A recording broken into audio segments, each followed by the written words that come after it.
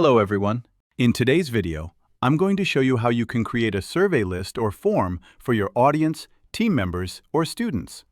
Creating a survey list on Canva is very easy and can be done in just a few minutes. If you're not familiar with Canva, it's a fantastic site for beginners where you can create anything you need, like graphics and even edit videos. You don't have to worry about having a lot of experience. Just a basic understanding of the features is enough. So let's get started and create a survey.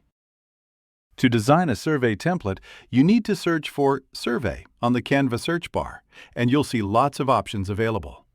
Just browse through, explore the templates, and pick one that matches your expectations. For example, this one looks good, so I'll go with it. But you can keep exploring until you find the survey form you want. Now I'll just make some adjustments. Maybe add my own logo. And maybe I'll add my own logo. For example, I'm just creating a demo for you.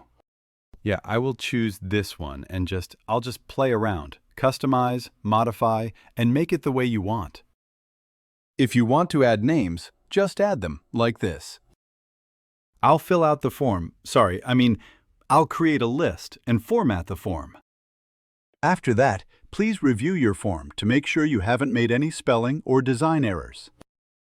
Just take a minute to review it. Once you've corrected all the errors, you're finally ready to export it. To export, go to Share on the top right and just download it as a PDF. PDF is suggested if you need to print out the form, since printing requires a PDF format. You can download it as a PDF or in any other format.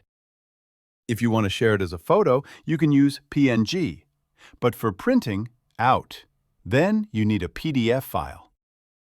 So you can just download it as a PDF, and you're ready to share your survey list with your viewers, students, or colleagues.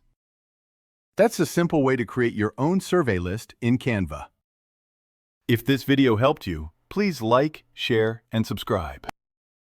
If you have any queries or questions about Canva, comment below. I'll be answering all the questions, and I'll see you in the next video.